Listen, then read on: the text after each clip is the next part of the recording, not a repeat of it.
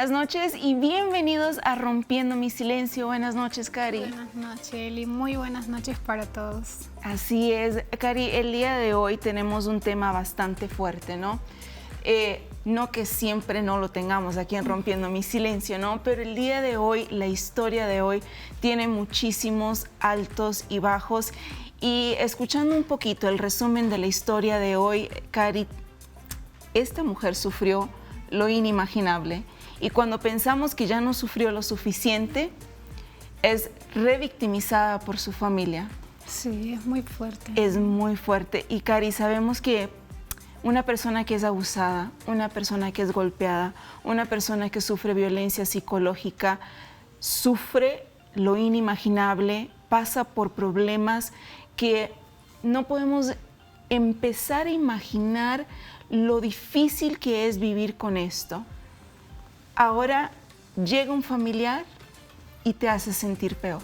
Claro, quizás la persona se encontraba en esa etapa de poder superarlo, de estar bien y ver eso de parte de tu familia, creo que muchísimas inseguridades vuelven, ¿no? Vuelves como a vivir todo aquel abuso o aquel maltrato que estabas logrando superar. Y que es muy fuerte. No, es muy fuerte y que se supone que nuestra familia son las primeras personas a socorrerte, aún en los problemas difíciles o aunque haya problemas internos familiares o desacuerdos o desavenencias, siempre que se está pasando por una situación difícil, la familia es la primera en socorrerte. Debería, ¿no? Debería ser. Y es por eso que el tema de hoy se basa precisamente en eso. Cuando la persona ya sufrió lo inimaginable, ahora viene la familia y le hace sufrir más. Ya empezamos fuerte. Sí. Ya empezamos fuerte, así que vamos a ver este informe sobre la revictimización familiar y regresamos con nuestra especialista del día de hoy y con la historia que, como les comentábamos, tiene muchísimos altos y bajos. Ya volvemos.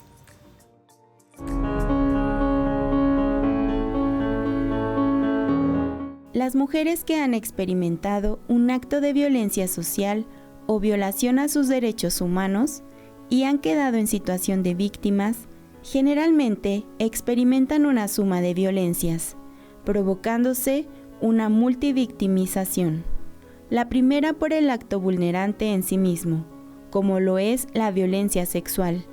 La segunda derivada de la violencia institucional y la tercera por las condiciones de vulnerabilidad, exclusión, estigmatización y olvido social, incluyendo su entorno familiar.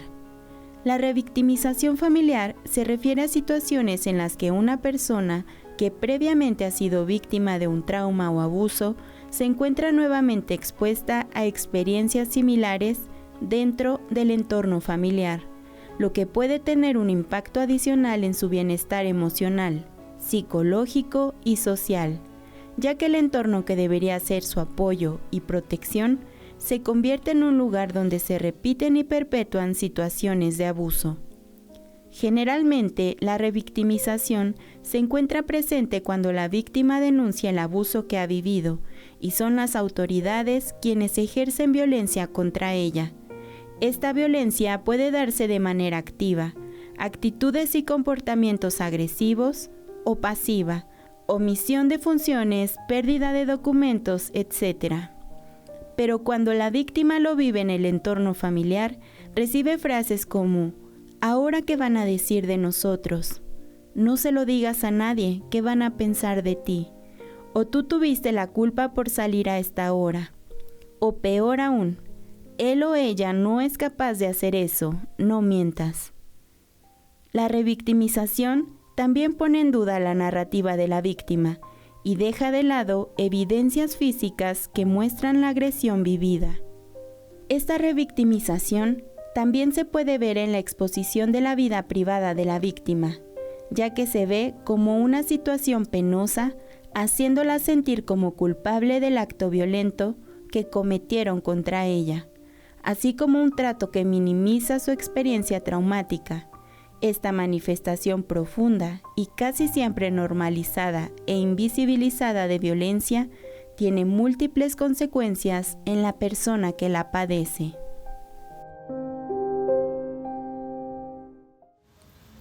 Y este informe nos muestra bastante de lo que se pasa cuando se es víctima o revictimizado por la familia, pero no llega ni tan siquiera a mostrarnos lo que la persona siente, ¿no, Cari? Exactamente, y escuchando este informe, ¿cuántas veces uno no escucha esas palabras, no? Tú tuviste la culpa, ¿por qué saliste tan tarde? No debías haber hecho eso. Y cargando más peso aún a la persona que es víctima. No, imagínate, porque la persona que es víctima ya se siente culpable, ella ya piensa esto, ella piensa si yo no hubiese ido por ahí, si yo no hubiese estado allí, si yo no hubiese dicho esto, y que tu familia que está allí, como decimos desde el principio, ¿no? Que se supone que está ahí para apoyar, no lo hace. ¿Cómo se siente esa persona? El día de hoy, como les comentábamos, tenemos a una sobreviviente, Angélica Alvarado Márquez, y tenemos a la licenciada amiga ya de la casa, Elide García. Licenciada, señora Angélica, muchísimas gracias por estar aquí con nosotros el día de hoy. El placer es para mí. Igualmente, gracias por la invitación a esta ya nuestra casa, nuestra segunda casa, y sobre todo pues tratar temas que cada vez son, creo, un poquito más fuertes, más impactantes en el sentido de se está diciendo, se está hablando de esto, ¿no? Entonces, muchísimas gracias por la invitación y es un placer siempre acompañarlos. Así es, licenciada. Y solamente para que tengamos una probadita del tema del día de hoy y de la historia de la señora Angélica, y que esperemos que nos dé el tiempo, Cari, para poder abarcar todo, porque empieza desde abuso infantil, abandono de sus padres, abandono de su pareja, depresión, deseos de suicidio. Bueno, ¿qué más les puedo decir? La historia de hoy es bastante fuerte, y les invitamos también a participar con nosotros, a dejarnos sus mensajes, a llamarnos. Tenemos a las voluntarias del Cotribut Autoayuda dispuestas a contestar su llamada. Les recordamos el número telefónico y también el número del WhatsApp 5586645200. Usted ya puede hacer uso de él. Recuerde que son muchos los mensajes que recibimos, así que si usted quiere que su pregunta, que su historia sea leída al aire, sería bueno ya empezar a mandar sus mensajes para que a medida que se van recibiendo los podamos ir contestando. La licenciada, como siempre, está aquí dispuesta a responder todas sus preguntas, y si lo que quieres es poder contar tu historia también, desahogarte y hacer de Rompiendo mi Silencio tu espacio, también lo puedes hacer al 5586645200. Y antes de empezar con la historia de hoy, Cari, vamos a ir a una pequeñísima pausa, y regresando, la señora Angélica nos contará toda su historia. Ya volvemos.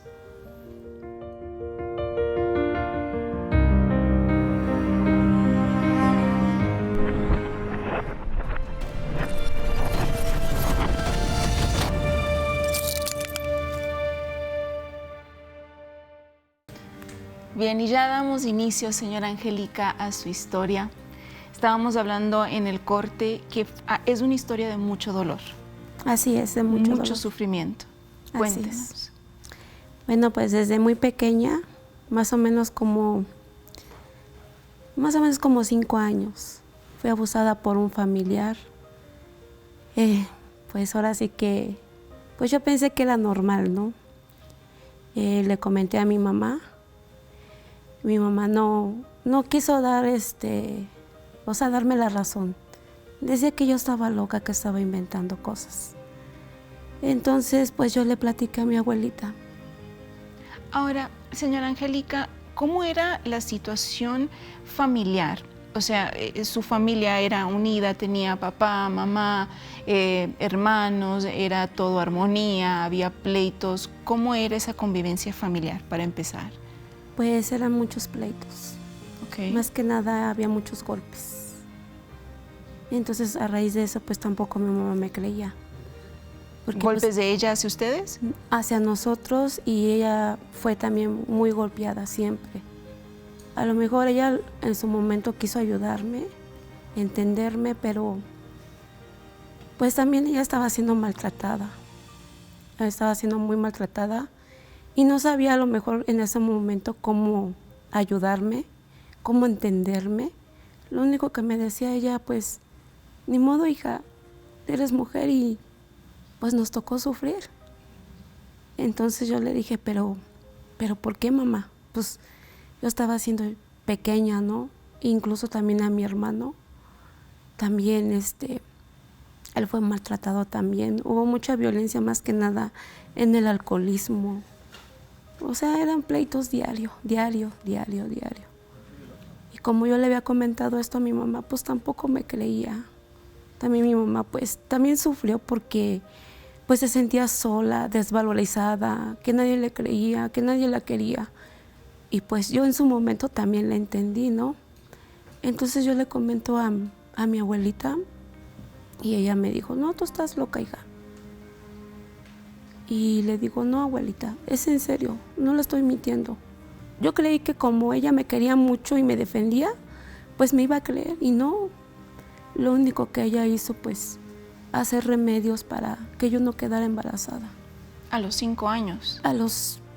Más o menos como a los 10 años, porque el abuso no nada más fue de un día, fueron desde los 5 hasta los 12 años.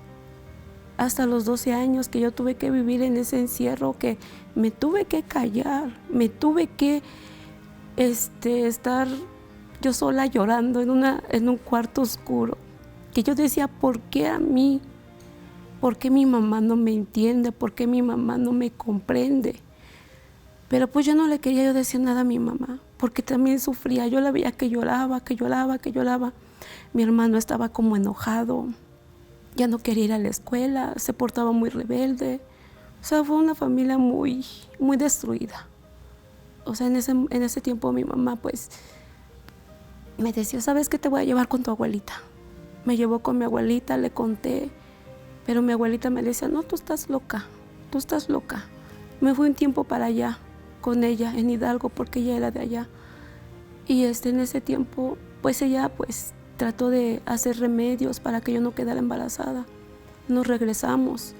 Pensaba yo que iban a cambiar las cosas, pero no fue así. Empeoraron más las cosas. Porque no nada más eran de abuso, sino también eran ya golpes. Hubo una vez que yo me acuerdo que mi agresor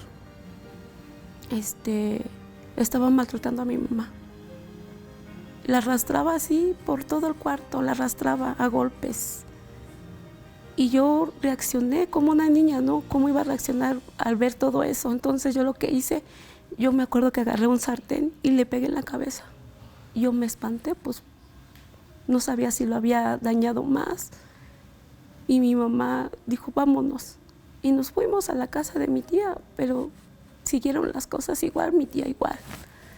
Señora Angélica, ya empezamos fuerte. Sí. No, yo me preguntaba, ¿no? Por un lado, su abuelita no le creía, le decía, estás loca. Pero por otro lado, hago remedios caseros para que no estés embarazada. O sea, en el fondo, como que cierta verdad en lo que usted contaba había, ¿no? Claro.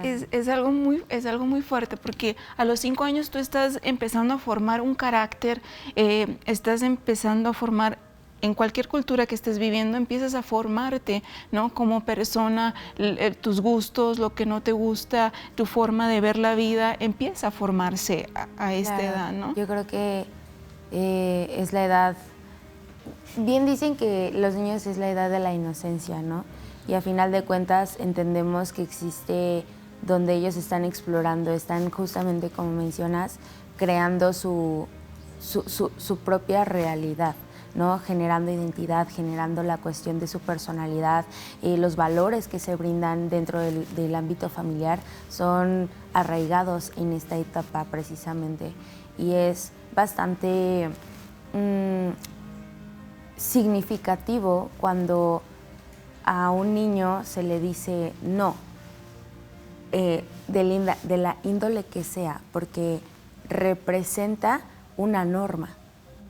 Empiezan las famosas leyes, ¿no? La cuestión del bien hacer, de lo que es correcto, lo que es incorrecto, y ellos van aprendiendo y generando eso.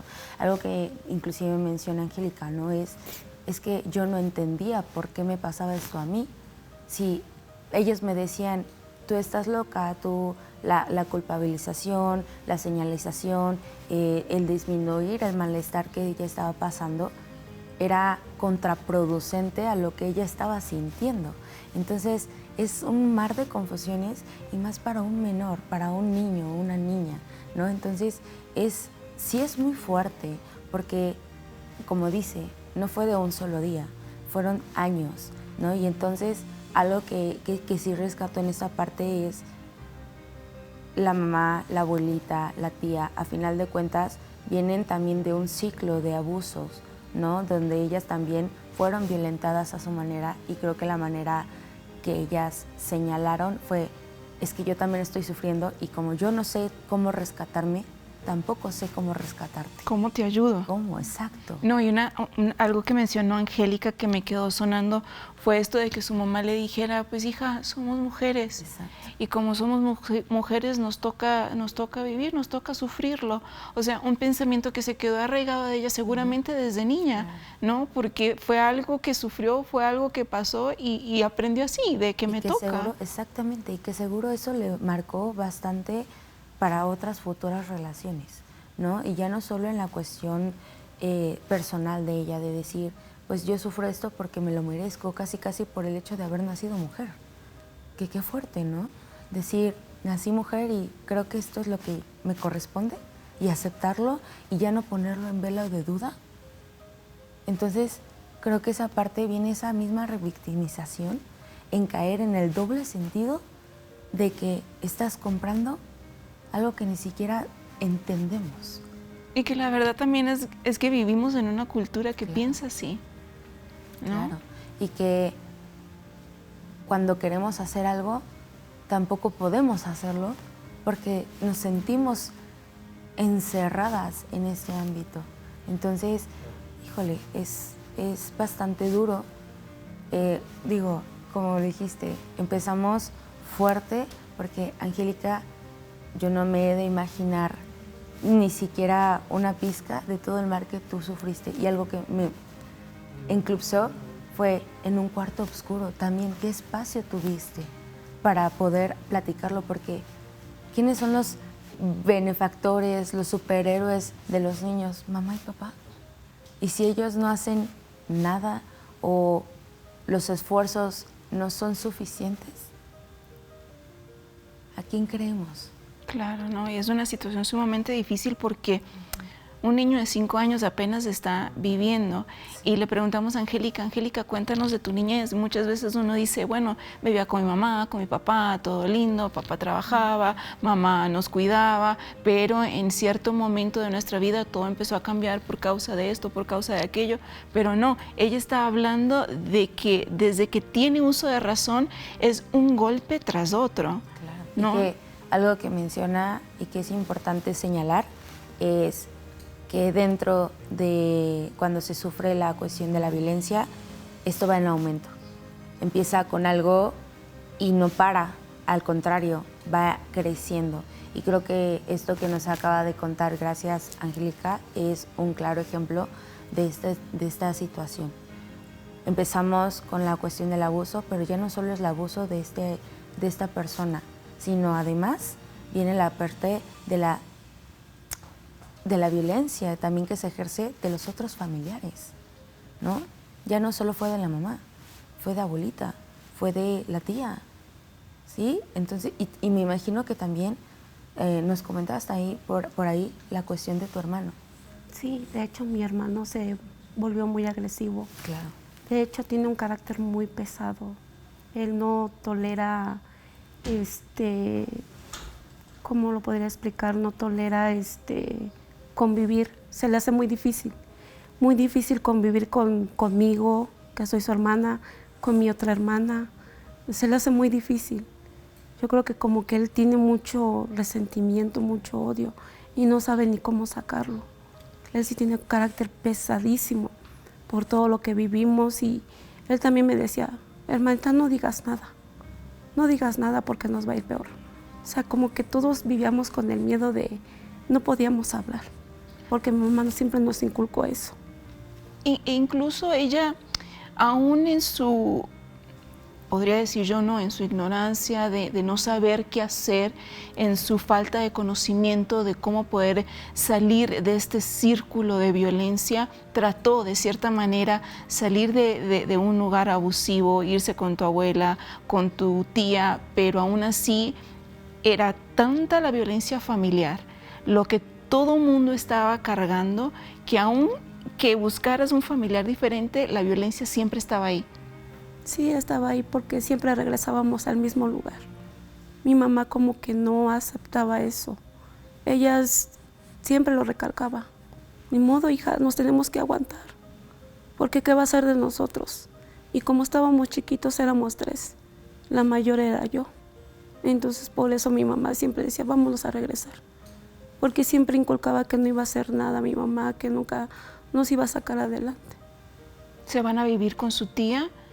Ahí sigue la situación. Sigue la situación porque pues que nos duró el gusto como una semana nada más y otra vez volver a regresar. O sea que siempre regresábamos al mismo lugar. No era como que mi mamá tomara una decisión, ¿sabes qué? Se acabó y ya, parar esto.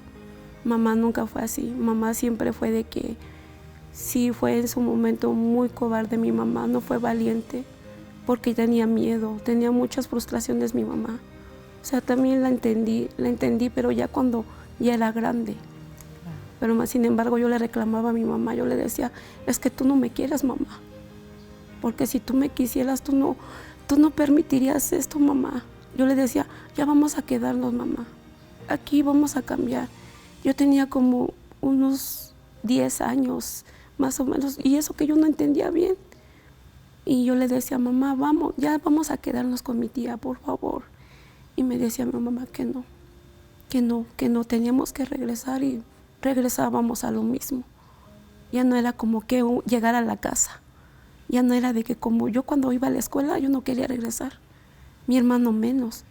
Y la otra que estaba más pequeña, pues apenas era en brazos. No, es tremendo. Llega a la edad de la adolescencia.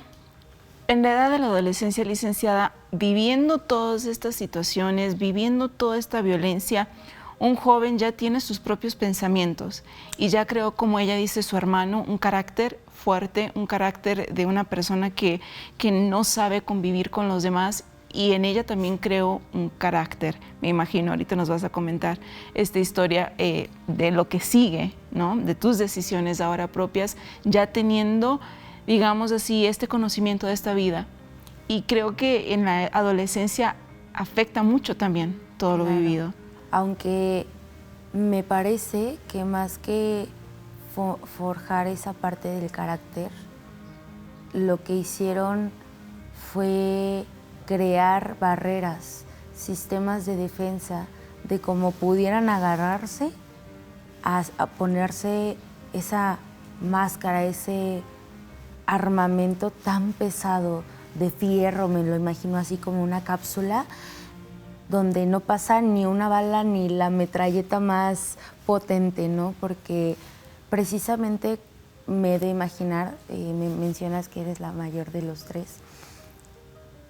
que no fue la única que haya sido abusada y mucho menos violentada. Entonces, me parece que los siguientes, al ver a su hermana mayor soportando, al ver a mamá diciéndoles no pasa nada, y todo este cúmulo de situaciones presentadas, fue como, ¿qué hago? Tengo que ser fuerte. ¿Cómo demuestro ser fuerte? Si nunca me enseñaron, ok, primero tengo que ser callado, no puedo hablar. Esa es mi primer barrera. En la adolescencia, seguro, les aseguro, que no tuvo las amistades tan cercanas de que, ay, te invito a mi casa, de vamos a salir, te cuento mis... Es muy complicado porque mi primer barrera de defensa que me han enseñado es guardar silencio.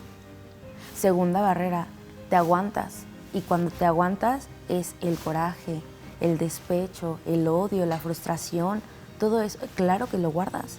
Y esos son como ladrillos que vas tú poniendo. Y es difícil tumbarlos. Entonces, cuando alguien golpea, yo exploto, me enojo, grito, acuso. Son caparazones que van siendo parte de la persona, ¿no? Claro. y que evidentemente en la adolescencia se potencian muchísimo más, porque estamos en un mar donde ahora ni nosotros mismos nos entendemos, y luego las cuestiones hormonales, y luego las relaciones que vamos ahora sí ya conociendo en el mundo exterior, es como, yo no tengo eso,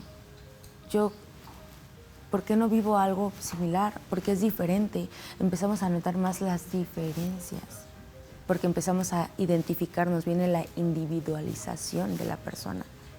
Pero con estas caparazones, estas defensas, es muy complicado. Entonces, cuando te tratas de relacionar, viene más violencia, porque así te enseñaron a relacionarte. Con las personas te vuelves más sumisa, como que tampoco confrontas, porque sabes que, o has aprendido que cuando dices no, te va peor, como mencionabas, ¿no? Sí. Yo creo que inclusive cuando salías de la casa y regresabas, era como el triple en ese momento, aumentaba tanto el odio, los castigaba que ya ni siquiera, como dices, ya no quería salir, ¿o no? Y se volvió parte de su vida, ¿no? Tenemos que ir a un corte, pero regresando seguimos con la historia de Angélica y ahora esta parte donde ella toma sus propias decisiones. Ya volvemos.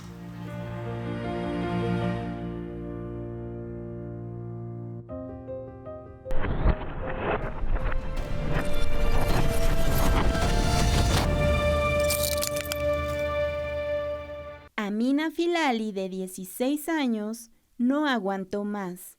Decidió acabar con su vida ingiriendo veneno para ratas en la casa de sus suegros en la costa atlántica de Marruecos. La vida de Amina cambió radicalmente cuando un miembro de las fuerzas de seguridad destinado en la zona la agredió sexualmente. El padre de Amina, Lassen Filali, fue acusado de no querer recibirla de vuelta en casa. Fue entonces que una familia se ofreció a mediar entre Lassen y el padre del agresor. Propusieron recurrir al artículo 475 del Código Penal marroquí, que permite al agresor o violador de una menor casarse con su víctima y evitar así el juicio y la probable pena de cárcel. Al hacerlo, reconoce su culpabilidad. Amina no se sentía a gusto en casa porque le decían que era una chica sucia, una prostituta. Y a ojos de la familia de Mustafa, Amina era la causante de la agresión que había sufrido. Los padres de Amina y Mustafa dieron su acuerdo.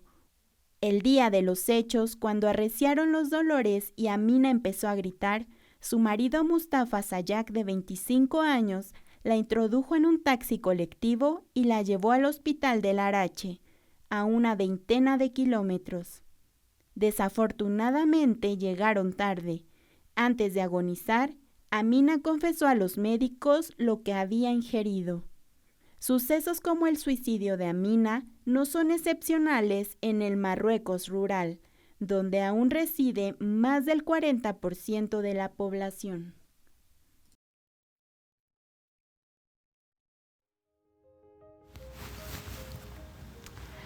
Una historia que realmente nos deja con la boca abierta, y sabemos que son culturas diferentes a las nuestras, pero hay muchas familias que no están muy lejos de pensar de esta manera, ¿no?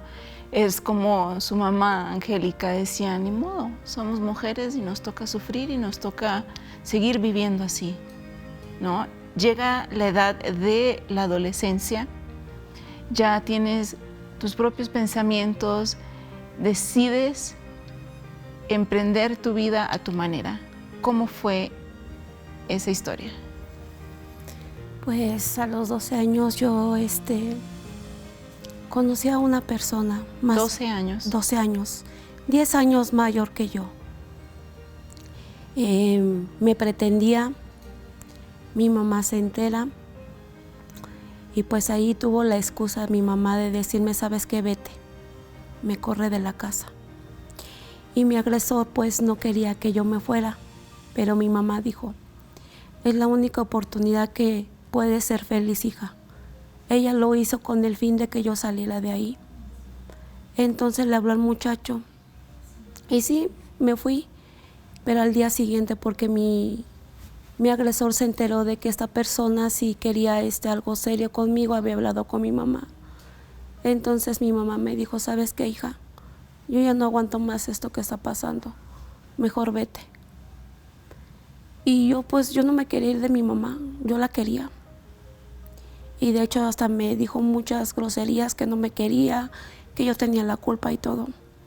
Pero al final de cuentas lo hizo para que yo me fuera de ahí, porque ya la habían amenazado también a ella. Entonces yo me fui, pero pues no fue la solución. No fue la solución, porque ahí empecé con él, con esta persona. Me fui muy lejos. Empecé a ingerir la marihuana y el tiner. Y ahí empezaron los golpes. Lo mismo que yo vivía en mi casa. Eran golpes, abuso.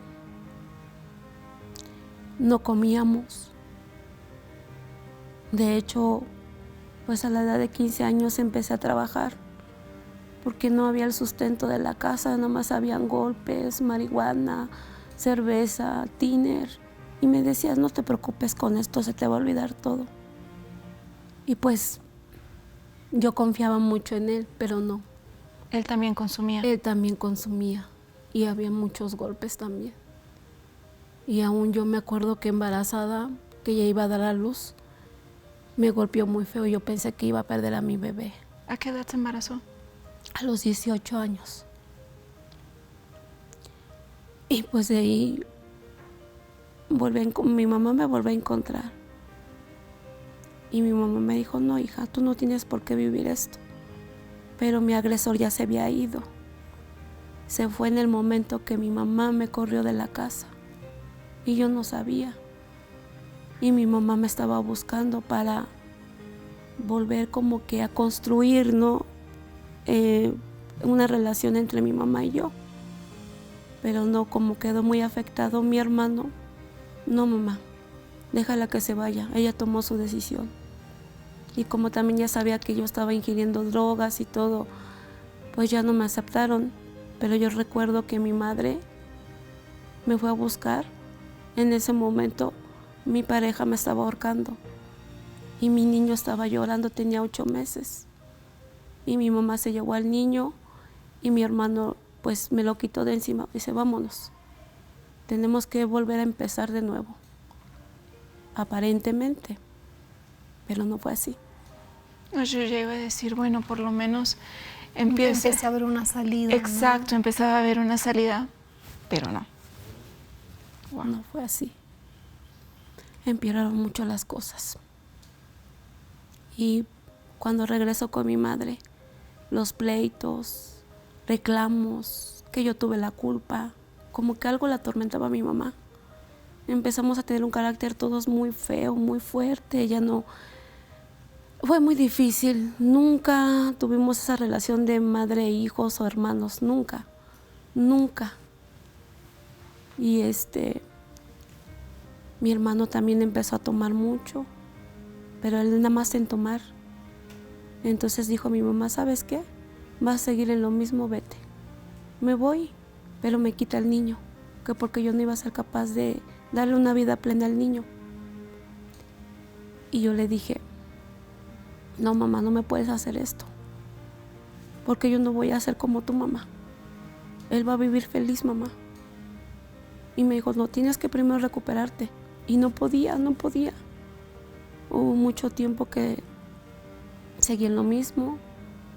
¿Intentabas de alguna forma salir de esa situación, de los vicios, dejar la marihuana, dejar el tiner? No podía. ¿Pero intentabas? Intenté, pero no podía. Era más fuerte de lo que yo sentía, porque yo lo que tenía era el dolor de todo lo que yo había pasado, luego con lo de mi hijo, de esta persona, que seguíamos en lo mismo, golpes y golpes. Y yo decía, ¿hasta cuándo voy a sufrir? ¿Hasta cuándo voy a ser feliz? Siempre desde niña, golpes, maltratos, abusos. ¿Hasta cuándo se va a acabar esto? Intenté matarme con una sobredosis de marihuana. de cocaína y no lo logré. Yo me sentía, ya no quería vivir porque no me dejaban ver a mi niño. Lo que más me dolía era mi hijo, porque dije, yo no voy a ser como mi mamá, que ella, ni modo, hija. Y no, algo me decía que yo tenía que luchar por él. Y digo, ¿cómo le voy a hacer si yo estoy en esta situación y no puedo? No puedo. Eran en esos tiempos de que yo no quería vivir, yo no quería ni bañarme, no quería ni relacionarme con ninguna persona. Yo era de las personas que me aislaba muchísimo, que no quería que nadie me hablara, que yo tenía un carácter muy fuerte, muy feo, de amargada. Luego me decían que yo era la solitaria, que porque no quería hablar con nadie, no quería convivir con nadie, porque yo sentía que me iban a hacer daño, porque ya no podía confiar en nadie, porque yo sentía que si yo les daba tantito de confianza me iban a hacer daño. Y así empecé. Y mi refugio era el tiner, la marihuana y la cocaína. Ahí era el momento momentáneo que según yo era más tranquilo, con más tranquilidad según, cuando no, mi realidad era otra, de que estaba peor. Estaba peor en la situación de que ya no quería saber nada. Eran días que yo me levantaba y nada más a dormir, a disque a comer y a dormir. Luego me decían, échale ganas. Había una muchacha. ¿Cómo le hacías para solventar el vicio? Pues ahí está, una fuerte pregunta.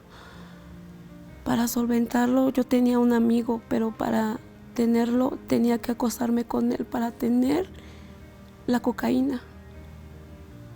Disque gratis. Y yo decía, es que ¿hasta cuándo?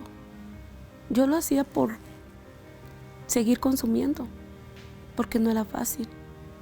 Esa persona lo conocí cuando yo tenía 12 años. Según me iba a ayudar, igual, lo mismo. Porque él me daba. Ahí me hundí más. Porque ya no era de que... Ya tenía más la mente de decir, bueno, pues ni modo. Con esto consigo para que yo esté tranquila, porque tenía mucha ansiedad. Mucha ansiedad. Me volví muy agresiva. Me volví muy... una persona lo más, no sé, sin sentimientos. Entonces, pues, con la cocaína, con la marihuana y con el tiner me tranquilizaba. Y ahí fue donde yo empecé con eso. ¿Cuándo dejó de ser suficiente eso para ti? Porque me imagino que, como dices, fue momentáneo, ¿no? Y al final de cuentas, en esta parte aislada,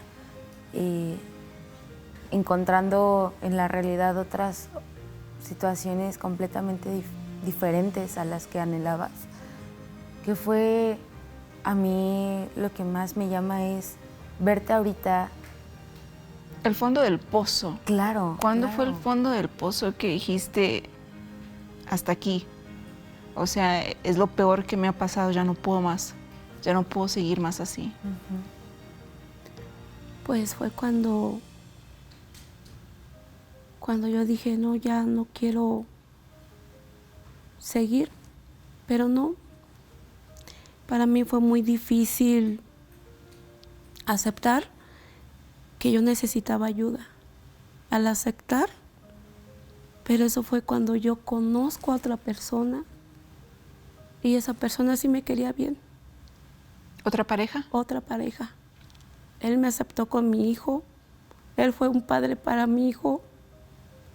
Él fue una persona que en sí, él me ayudó, pero yo lo destruí por mi actitud. Porque yo le pegaba a él. Porque fui muy violenta con él. Cuando nace mi segundo hijo, él me dice, ¿sabes qué? Yo me voy. Yo me voy porque no quieres cambiar. No quieres dejar tus parrandas. Porque cuando ya estaba con esta persona, él me dejaba porque me quería. Porque él quería una familia conmigo. Pero yo lo destruí por seguir drogándome. Por no atenderlo, por no entender lo que él me quería ayudar, que él era diferente. Y yo lo destruí.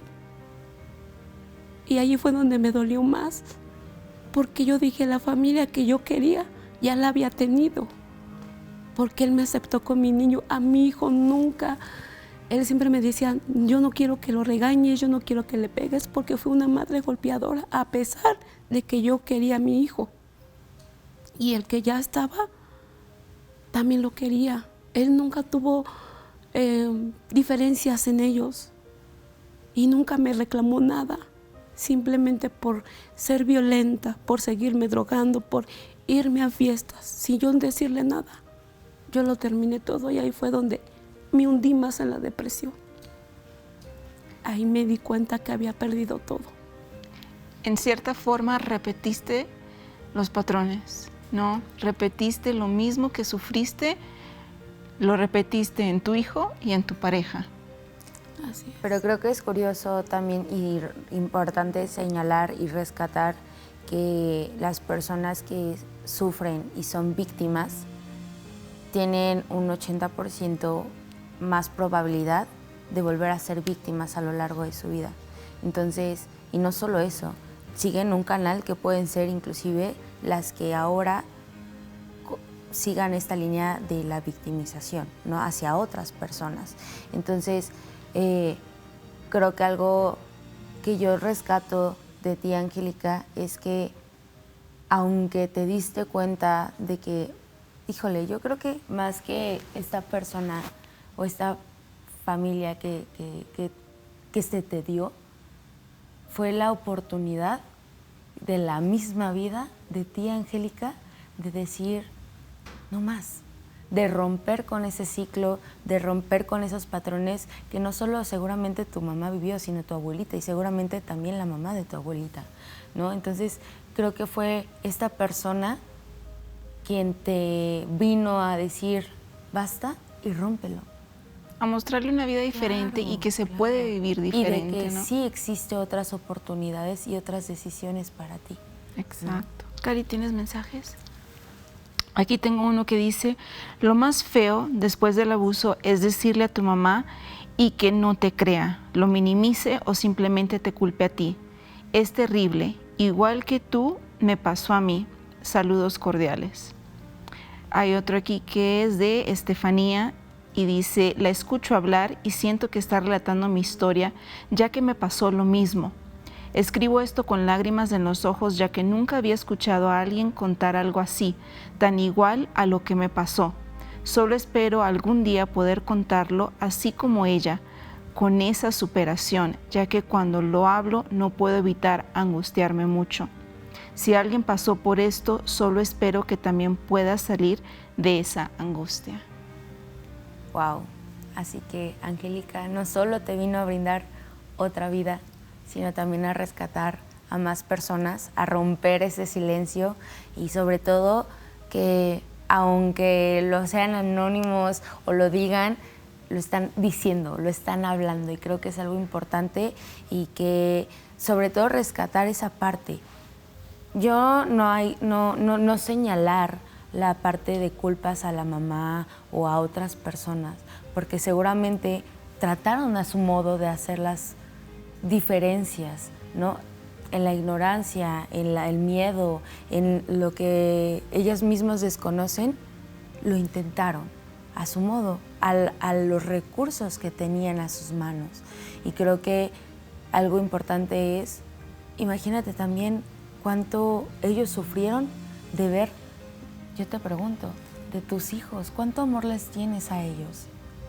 No, pues con mis hijos es muy diferente. Claro, y te imaginas un poco, te acercas un poco también, del amor que pueden tener los padres a los hijos. Y eso no quita que también tienen miedo, son seres humanos a final de cuentas, también sufrieron.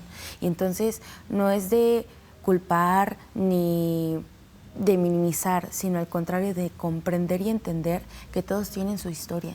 Uh-huh. Y de la manera que ellos les es posible conocer, tratan de ayudar a los que más aman, en este caso a ustedes, ¿no? A lo mejor y la forma en que lo llegaron a hacer no fue lo que uno requería, ¿no? Pero ahorita, híjole, yo creo que lo entiendes mejor que nadie, y a estas personas que nos están escribiendo, gracias. O sea, creo que es lo que más yo rescato de esta gran historia que nos estás compartiendo como superviviente, que te están diciendo, porque ahora eres esa superheroína para estas personas. Bien. Cari, tenemos un mensaje más. Un mensaje que dice así: pasé por una situación y la persona que más confiaba, mi familia, me dijo que me expuse a ser abusada porque tomé de más. Varias personas también me lo han dicho. La verdad, no esperaba eso de ellos. Claro. Es lo que estamos hablando, ¿no? Justo. Y algo que sí quiero señalar es que no solo viene de la parte de la familia, las instituciones también nos revictimizan. ¿Qué quiere decir esto? Que porque te vestiste así, ay, es que saliste a tales horas, es tu culpa por haberte acercado a esas personas. No, por favor, al contrario. Tienen la obligación de mantener un respeto, tanto legal, tanto en la cuestión de denuncias, tanto la misma familia. Las instituciones tienen la obligación de procurar y cuidar tus derechos, siempre, simplemente por ser mexicana, simplemente por ser ciudadana, simplemente por ser un individuo de la sociedad. Eso que les quede muy, muy en claro. Y más ahorita que tenemos instituciones maravillosas que los pueden escuchar. Yo creo que tú tienes una historia maravillosa que te acercó a ello, ¿no? Claro. Lastimosamente estamos llegando al final de nuestra programación, pero no nos queremos ir, Angélica, sin antes saber cómo estás el día de hoy y cómo le hiciste para poder ser la Angélica que eres hoy. Pues ahora sí que sí fue mucho trabajar en mí. Más que nada, pues ¿cómo le puedo explicar? Más luché por mi interior más que nada, porque luego es muy difícilmente el aceptar que pues necesitas ayuda, ¿no? De que estás mal interiormente. Y pues trabajé muchísimo. Fue tu primer paso, Sí. aceptar que estabas mal, aceptar que aunque muchos hayan tenido la culpa de todo lo que pasaste, tú tenías que cambiar. Así es. Era lo que... ¿Y quién eres hoy? Bueno, pues ahorita ya no tengo nada de resentimientos. Más que nada mi interior, más que nada perdonar a mi agresor. Y pues de alguna manera también pedirle perdón a mi madre, que yo la quiero mucho. Bueno, que ya ahorita ya no está aquí. Pero pues ella sabe de antemano que yo en su momento le pedí perdón cuando estaba viva. Y pues yo me voy con eso, porque al final de cuentas nos pedimos perdón las dos. Y pues a mi agresor pues no sé dónde estará, pero pues ahora sí que... Igual otorgaste el perdón. Claro que sí. No por él, sino por ti. Por mí, porque de nada sirve de que yo siga en ese resentimiento, ese rencor, ¿no? Hacia esa persona, porque me estaba haciendo daño yo para poder salir de todo esto. Y bien, ¿qué más podemos decir, no? Es la historia de muchísimas personas de allá afuera. Aquí nosotros podemos sorprendernos, alarmarnos, Cari, pero ¿cuántas no son las personas que sufren esto, no? Sí, y que se sentían de esa misma manera, ¿no? Y como bien dice, el primer paso es reconocer que sí necesitan ayuda y perdonar. Es difícil, la palabra perdonar es muy amplia, no es simplemente perdono. Es muy difícil y ese paso que diste... Por eso es que hoy estás aquí contando ese testimonio, ¿no? Esa experiencia. No, y otorgar perdón tarda su tiempo, el tiempo que uno le dé, ¿no? Entonces, la historia de Angélica nos enseña eso, que no es tarde, que a pesar de haber sufrido lo inimaginable, se puede cambiar, se puede dar vuelta a la página, se puede vivir una historia diferente y brindar a nuestros seres queridos una historia diferente. Y nos vamos, ¿no, Cari? Y nos vemos, se acabó. Y nos vemos en un próximo programa de Rompiendo mi Silencio. Un beso y un abrazo para todos ustedes. Y recuerden que la línea telefónica y el WhatsApp de Rompiendo mi Silencio sigue disponible para todos ustedes las 24 horas del día, los 7 días de la semana, 5586-645200. Chao, chao.